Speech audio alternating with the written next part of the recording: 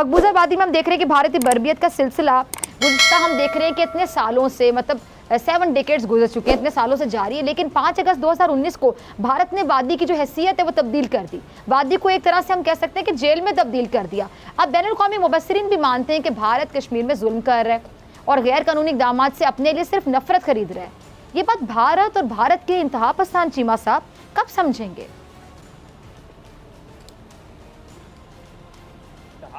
इनका एजेंडा ही ये है कि जब तक मुसलमानों को दबाते रहेंगे तो इनकी हुकूमत रहेगी। देखिए, नरेंद्र मोदी साहब ने बड़ा सोफिस्टिकेटेडली, बड़े ऑर्गेनाइज तरीके से के अंदर हिंदू मुस्लिम फसादात और हिंदू मुस्लिम तकसीम की हुई है। और जो उनका अगला प्रोपेगेंडा है वो ये है कि हिंदू सिख तकसीम हो ताकि वो सारे भारत के ऊपर अपना कब्जा कर सकें।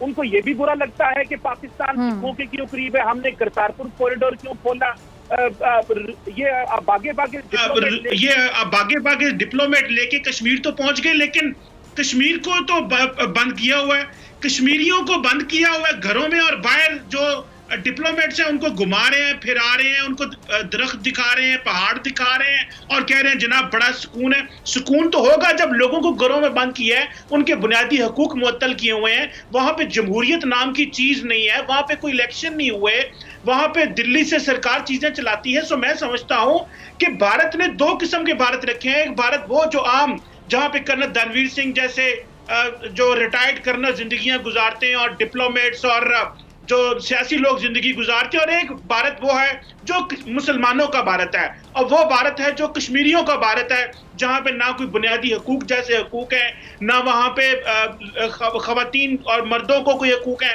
अगर मुसलमान लड़का किसी हिंदू लड़की से चले, उसको कहते हैं ये लव जिहाद है, ये जिहाद कर रहा है लड़का क्योंकि ये एक हिंदू लड़की के साथ घूम रहा है। ये है भारत की आजादी का पैमाना। डॉक्टर साहबा के एक मुसलमान लड़का किसी हिंदू लड़की के साथ चलेगा तो जो 1 अरब से ज्यादा हिंदू हैं वो डर जाते हैं कि भाई इस लड़के ने अगर लड़की से वॉक कर ली तो ये तो इसको कन्वर्ट करके मुसलमान कर लेगा। सो 1 अरब हिंदू एक लड़के से डर जाते हैं क्योंकि वो किसी लड़की से वॉक कर रहा है। सो मैं समझता हूँ खौफ है, ये अस वर्सेस देम की तकसीम पैदा की जा रही है। जितना हिंदुओं को मुसलमानों से अलहदा रखोगे उतना बीजेपी की सियासत चलेगी, उतना नरेंद्र मोदी 2024 में दोबारा सरकार बनाएंगे। और ये 20-25 साल का प्रोजेक्ट है, और इस प्रोजेक्ट में एक ही चीज है, जितना तकसीम कर सकते हो करो और सियासत करो। ठीक है जी। दुबे जी, ये जो सब कुछ हो रहा है भारत में, तमाम लोगों को नजर आ रहा है, बैनुल-अक़वामी मुबस्सिरीन मान रहे हैं इस बात को, भारत कश्मीर में किस तरह जुल्म कर रहा है। आप लोग इस बात को क्यों नहीं मानते? मुझे बड़ा दुख होता है कि जो भारतीय सहाफ़ी हैं, भारत में जो जिनका कलम लोग जिनको सुनते हैं, जिनको पढ़ते हैं, जिनके पास ताकत है कलम की, जिनके पास आवाज़ है, बोलने की ताकत है, वो क्यों एहसास नहीं दिलवाती अपनी गवर्नमेंट को, आप लोग अपनी सरकार को क्यों एहसास नहीं दिलवाते कि कश्मीर में जुल्म का सिलसिला बंद होना चाहिए? कश्मीर तो कश्मीर, आप देखिए भारत में कितना जुल्म हो रहा है, किसानों वाला मामला आपके सामने है, तो लोग क्यों खामोश बैठे हुए हैं? नरेंद्र मोदी ऐसा क्या देता है लोगों को, क्या आप आवाज नहीं उठा सकते? देखिए, झूठ के पहाड़ पर बैठी पाकिस्तान की हुकूमत को हमारा संदेश 4 पंक्तियों में स्पष्ट है।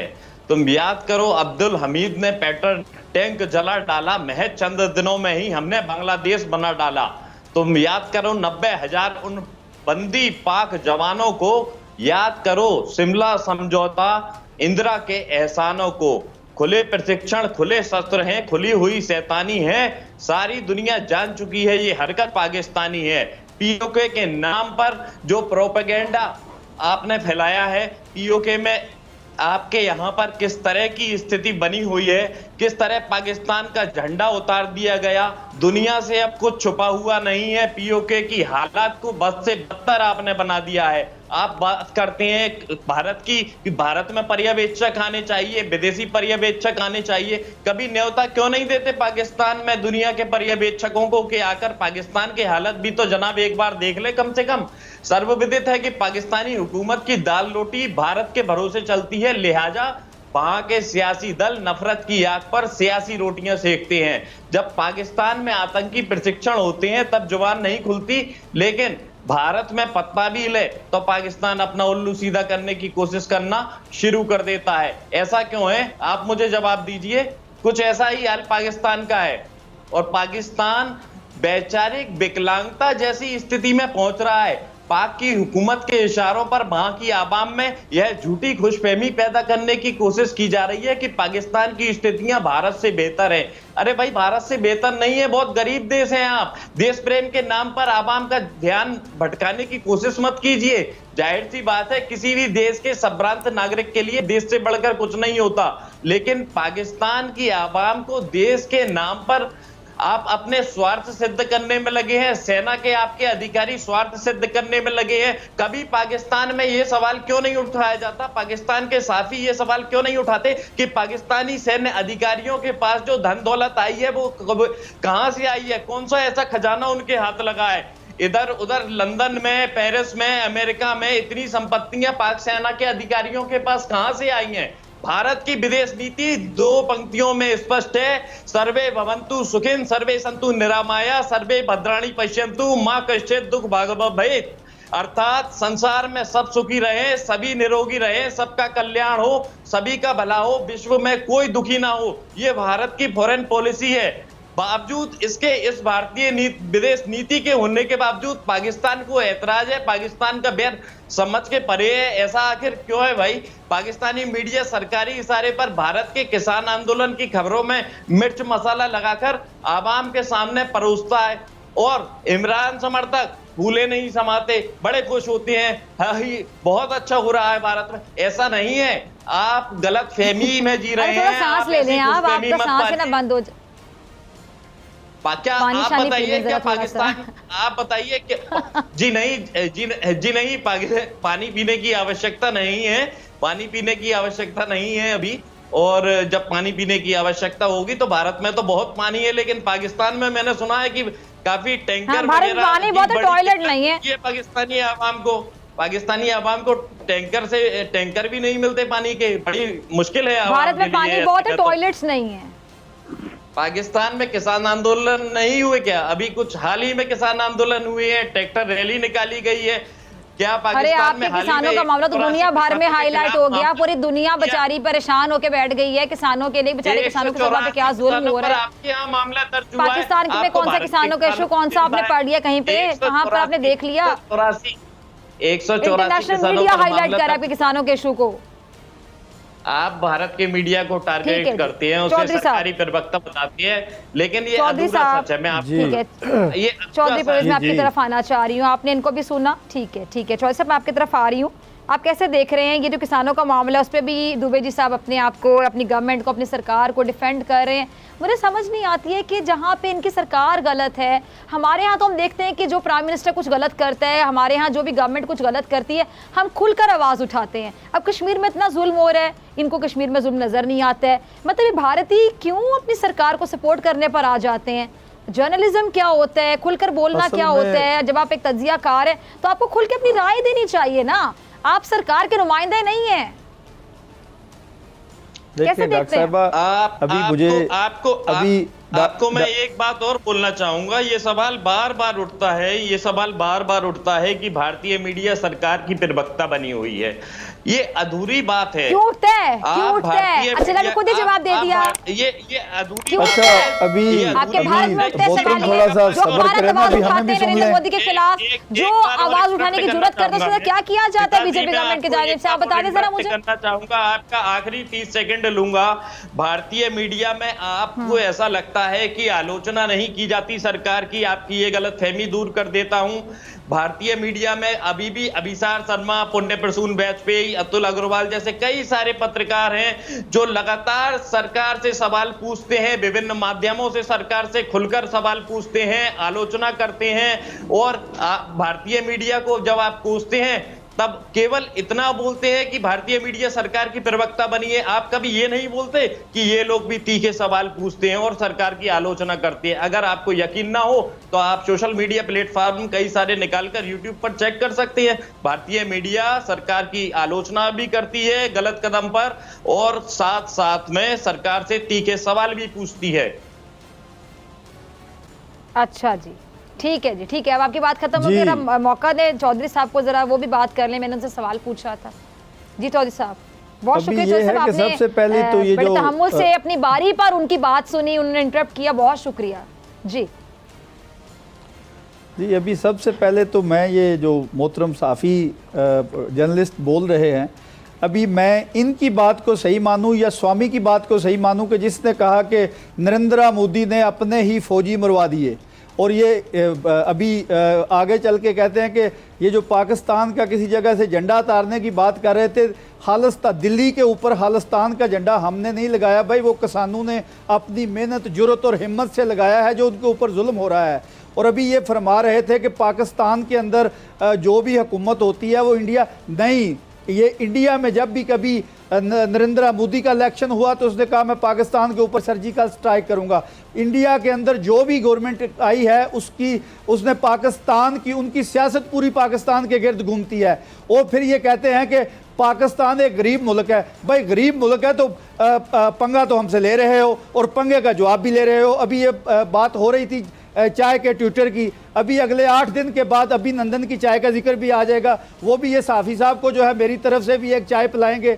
और अभी ये बात करते हैं हमारे ऊपर पाकिस्तान ने ये किया, अभी 9 लाख इनके मुल्क में 15 इसके मुल्क के अंदर आज़ादी की तरीक़ें चल रही हैं और 9 लाख की फ़ौज सिर्फ मकबूजा कश्मीर में है।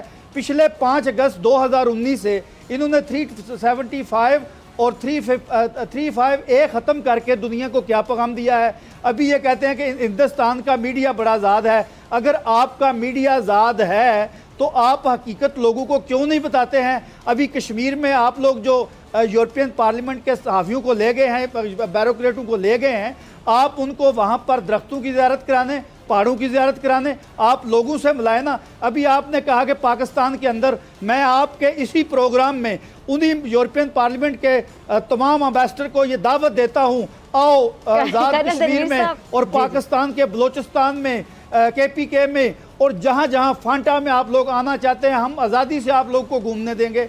आप लोग एक तरफ तो कहते हैं वहाँ पर आज़ादी सहाफ़त है और दूसरी तरफ कहते हैं कि यहाँ पर ये नो गो एरिया है। और तीसरी आपने अभी ये बात की कि मुसलमान, अभी ये मुझे इनकी डबल फेस होने का मुझे तो कोई शक नहीं है। अभी मुल्क के अंदर ये मुसलमानों के ऊपर, सिखों के ऊपर और साइयों के ऊपर, क्रिश्चियन के ऊपर जुल्म कर रहे हैं। और भीख मांगने के लिए ये सऊदी अरब पहुंच जाते हैं, भीख मांगने के लिए ये दुबई पहुंच जाते हैं, क्या वो मुसलमान नहीं है। भीख मांगने के लिए ये ईरान पहुंच जाते हैं, क्या वो मुसलमान नहीं है। इनके डबल चेहरा, डबल फेस। अभी इन्होंने कहा कि पाकिस्तान के अंदर ये हम करेंगे। अभी मोहतरम, या तो आप ये सोचें कि आप ये जो कह रहे हैं कि इंडियन मीडिया बड़ा आज़ाद है, अगर आज़ाद है तो जो स्वामी ने कहा है कि नरेंद्र मोदी ने अपने फौजी मरवाए हैं, दुनिया का वाहिद मुल्क है हिंदुस्तान, हिंदुत्व जो बन चुका है, और आपका जो वज़ीर आज़म है वो अपने फौजियों को मरवा कर पाकिस्तान के ऊपर ब्लेम करता है। और अभी आपने कहा कि पाकिस्तान के हमने टुकड़े किए। भाई टुकड़े तुम लोगों ने किए, हम तुम्हारे इससे ज़्यादा करेंगे। 15 तो आप लोगों के टुकड़े हो चुके हैं। अभी हमारा हमसाया तो खालिस्तान हो चुका है। अभी आप इस चीज़ पे बड़ी बहादुरी से बात कर रहे हैं कि हमारे मुल्क के अंदर, आपके मुल्क के अंदर स्वाय दहशतगर्दी के दूसरे हमारे मुल्क में आपने दहशतगर्दी को प्रमोट किया है, मजहबी इंतहा पसंदी को प्रमोट किया है, बल्कि अफ़गानिस्तान के ज़रिए, ईरान के ज़रिए, बांग्लादेश के ज़रिए आप हमारे मुल्क में दखल अंदाजी करते हैं। और ये कहते हैं कि पाकिस्तान का वज़ीर आज़म जो है वो ये कह देता है कि हिंदुस्तान, ये नरेंद्र मोदी हिंदुस्तान को ले डूबेगा, और ये ले डूब रहा है। अभी दिल्ली में अगर झंडा लग गया है खालिस्तान का और बम्बई में लगेगा नागालैंड का, अभी ऐसे ही आपके टुकड़े होते जाएंगे। आप हर बात को घुमा के कहते हैं पाकिस्तान एक गरीब मुल्क है। हम कहाँ से गरीब हैं? हम तुमसे मांग के खाते हैं, हम अपना कमा के खाते हैं। और पाकिस्तान के अंदर 1.25 अरब की आबादी है, हिंदुस्तान की 22 करोड़ हम हैं। हमारा मुकाबला करने की जरूरत तो तुम्हारे अंदर है नहीं। और बातें करते हो कि पाकिस्तान एक गरीब मुल्क है, और जाके अपनी स्टेट के अंदर देखो कि लोग रात को नंगे सो रहे हैं, खाने के लिए कुछ नहीं है, खुदकशियां कर रहे हैं, बच्चे बेच रहे हैं, और आप कहते हैं कि पाकिस्तान एक गरीब मुल्क है। हम गरीब भी हैं लेकिन गैरतमंद हैं, अपने पाँव पे खड़े हैं, मुकाबला कर रहे हैं। 1.25 अरब का मुल्क जो है, तुम लोग हमें 70-72 साल से लगे हुए को पाकिस्तान को हम ये करेंगे तुम पाकिस्तान का कुछ नहीं बिगाड़ सकते, ना तुम्हारी फौज कुछ बिगाड़ सकती है, क्योंकि इस तरफ गयूर पाकिस्तानी कौम है। पाकिस्तान में बसने वाला हिंदू हो, मुसलमान हो, साई हो, जो भी मिनॉरिटी है वो पाकिस्तानी है, पाकिस्तान के साथ खड़े हैं और वो बॉर्डर के ऊपर हम वक्त तैयारी के साथ हैं कि हिंदुस्तान का हमने मुंह तोड़ जवाब देना है। नरेंद्र मोदी ने तो हिंदुस्तान को इतना बर्बाद कर देगा कि तुम्हें हमें हमारी सोच करने की ज़रूरत ही नहीं है। और दूसरा, मकबूजा कश्मीर में आप एक तरफ कहते हैं कि हम ह्यूमन राइट्स के बड़े ठेकेदार हैं, वहाँ आप यासीन मलिक के ऊपर, आसिया अंद्राबी के ऊपर और अभी लोगों को घरों में बंद करके आप ये सोच रहे हैं कि हमने वहाँ पर इंटरनेशनल कम्युनिटी को ले गए। पिछले साल आप यूरोपियन पार्लियामेंट के स्थायी मेंबर भी ले गए थे और उन्होंने ये रिपोर्ट भेजी है और यूरोप में आपका भयानक तेरा झूठ का पलंदा EU डिसिंफो लैब ने नंगा कर दिया कि आपके मुल्क, आप मुल्क के अंदर हूँ, मुल्क के बाहर हूँ, आपका काम ही 2 नंबरी है, झूठी है, लेकिन हम आपके हर किस्म के दोबारा आती हूँ आपकी इजाजत से। कर्नल साहब से जरा जवाब ले लूँ ना, ठीक है कर्नल साहब? मेरे ख्याल से तमाम पॉइंट्स का जवाब देने के लिए आप भी बड़े बेताब बेचैन होंगे। जी बताइएगा, क्या कहते हैं, आपके पास क्या जवाब है? चीमा साहब की गुफ्तगू भी आपने सुनी, चौधरी साहब की गुफ्तगू भी आपने सुनी, कोई जवाब है भी या नहीं? भाई आप लोगों के सवालों का किसी के पास कोई जवाब नहीं। आप लोगों के सवालों का पहले हार मान लिए थे आप लोगों के पास भी आपका जवाब नहीं है। अच्छा कर्नल साहब, आपने का जवाब ही नहीं है, इसका मतलब आपने हार मान ली। ये तो आपने बड़ा हल्का खेला। चले ठीक है, हाँ जी जी, कोई जवाब सोच रहे हैं आप पहले ही डाल गए। चले, आपने खुद ही हार मान लिया। अपने आगाज में का जवाब ही नहीं मेरे पास पाकिस्तानी मेहमानों के जवाब सवाल का। तो अब कुछ बोले या चुप हो जाए? आप बोले जी जी, बोलिए प्लीज। तो फिर आप बोल रहे हैं तो बोल देते हैं। मैं ये कह रहा हूँ कि पाकिस्तानी इन सवालों का किसी के पास जवाब नहीं है, पाकिस्तानियों के पास खुद भी इस चीज का जवाब नहीं है। और मैं उस दिन का इंतजार करूंगा जब हिंदुस्तान पाकिस्तान का टाकरा ना करे फिजा खान, और फिजा खान पाकिस्तान का पाकिस्तानियों के साथ टाकरा करे। मैं उस दिन फिजा खान को सलूट करूंगा जब फिजा खान प्रेस क्लब के सामने बलूचिस्तान के जो लोग बैठे हुए हैं तख्तियां लेकर मिसिंग पर्सन की, उनके पास जाके उनके दुख दर्द की बात करे और आम लोगों को बताए। इमरान खान से सवाल पूछे कि दरिंदे हमारे मुल्क में ये क्या दरिंदगी हो रही है, इसको काबू क्यों नहीं करता। मैं उस दिन फिजा खान को सलूट करूंगा जब वो पाकिस्तान मकबूजा कश्मीर में जाएगी और पूछेगी कि वहां पर इंटरनेट क्यों नहीं है। मैं उस दिन फिजा खान को सलूट करूंगा जब वो मकबूजा कश्मीर में, मेरी बात सुनिएगा, मेरी बात सुनिएगा, आप कहाँ मुझे वहां पहुंचा रहे हैं? नरेंद्र मोदी साहब तो वहां सहाफियों को जाने नहीं देते हैं, अपने मनपसंद लोगों को रसाई मिलती है। मेरी बात सुनिए, वहां कौन जाएगा मुझे जरा बताइएगा? जहाँ इतना आप लोगों ने कब्जा किया हुआ कश्मीर पर, मैं उस दिन फिजा खान को अपनी लाखों की फौज वहां भेजी हुई है, फिर भी उनके जज्बे को नहीं दबा सकते आप लोग। एक मिनट चीमा साहब, एक मिनट आप रुक जाए जरा, करना साहब मुझे सिर्फ 1 मिनट दीजिएगा। एक सवाल है करना साहब, मैं दोबारा आती हूँ आपकी तरफ। चीमा साहब ये कहते हैं कि मकबूजा कश्मीर में डॉक्टर फिजा अकबर खान चली जाएं, नरेंद्र मोदी तो वहां पे किसी ऐसे बंदे को जाने नहीं देता जो जाके हकाइक पे मबनी को रिपोर्ट बना सके, लोगों को दिखा सके, इंफॉर्मेशन पहुंचा सके। वहां पे मनपसंद सहाफी जाएंगे, वहां पे नरेंद्र मोदी के पालतू सहाफी जाएंगे, वहां पे सिर्फ वो जाएगा जो एक अच्छा चेहरा दिखाएगा। आप मुझे बताएं, राहुल गांधी याद है आपको? मेरी बात सुनिएगा कि वहां पे तो कोई जा नहीं सकता। कमर चीमा से भी क्या बात कर रहे हैं, ये क्या कह रहे हैं कर्नल साहब? इनको जरा ग्राउंड रियलिटीज बताएं। देखें कल साहब इंतहाई पढ़े लिखे और फॉरवर्ड लुकिंग पॉलिटिकल एनालिस्ट हैं, लेकिन कल साहब को एक बात का पता है कि ना तो वहां पे इंडिया के ऑपोजिशन लीडर राहुल गांधी साहब जा सकते हैं, ना कोई और भारत के किसी पार्टी का लीडर वहां जा सकता है। एयरपोर्ट से ही इंडियन डीप स्टेट इंडियन आर्मियों ने वापस भेज दी है। दूसरी बात, कश्मीर की सारी लीडरशिप जो है वो जेलों में है, नजरबंद है, घरों में कैद है, और उनको बस ये बताया गया है कि दुनिया में एक ही जमात है, इंडिया में एक ही जमात है जिसका नाम बीजेपी है। और डॉक्टर साहब सबसे बड़ी बात सुन लें जी, नेपाल जो भारत का जिसे मिलता है वो बाउंड्री मिलती है, उन्होंने फॉर्मली कंप्लेन कर दी है। उन्होंने ये कंप्लेन की है इनसे कि जो त्रिपुरा, एक इनका सूबा है त्रिपुरा, वहां के चीफ चीफ मिनिस्टर हैं बिप्लब कुमार साहब, उन्होंने ये कहा है कि बीजेपी का एजेंडा है कि नेपाल और श्रीलंका के ऊपर अपनी हुकूमत बनानी है। और कल ही नेपाल की हुकूमत ने फॉर्मली, उनके फॉरेन ऑफिस ने प्रोटेस्ट किया है कि आप किस तरह के लोग हैं।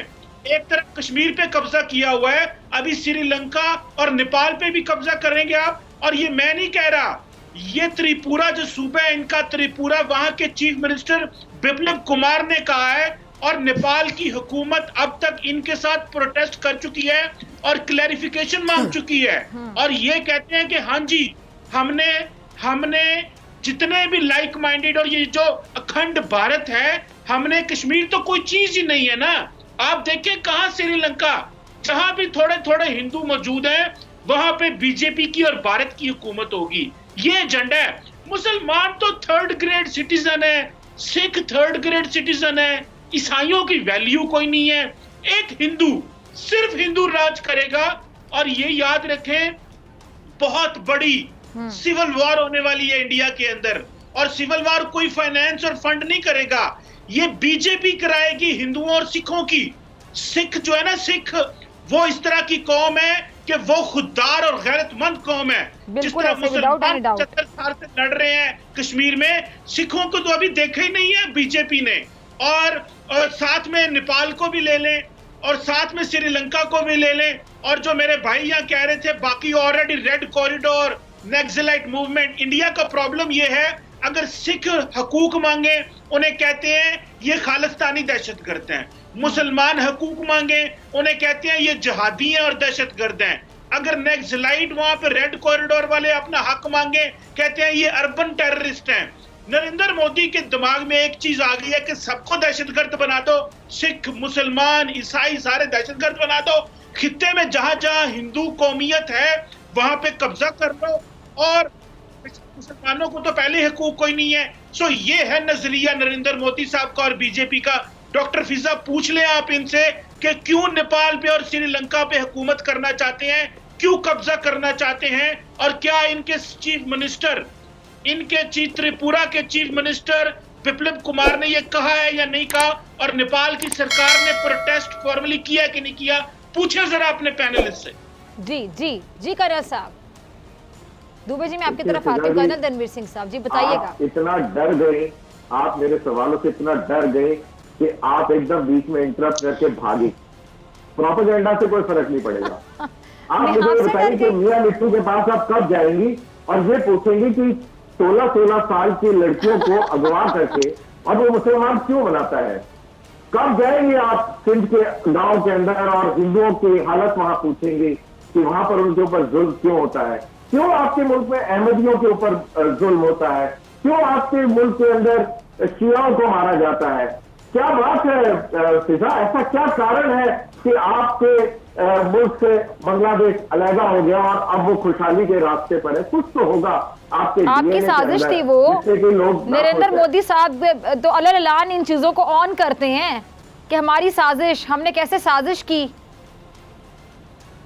क्यों चौधरी साहब, बांग्लादेश के हवाले से ये जो भारत की साजिश थी उसको ऑन किया जा चुका है, माना जा चुका है, एडमिट किया जा चुका है, ऑन रिकॉर्ड है ये बातें। ये आप लोगों की साजिश थी। और बलूचिस्तान क्या बात करते हैं, कुलभूषण को क्या करने भेजा था आपने पाकिस्तान में? बलूचिस्तान में जितने मसाइल हैं अगर थोड़े बहुत हैं तो वो भारत करवा रहा है, रो करवा रही है। बेचारी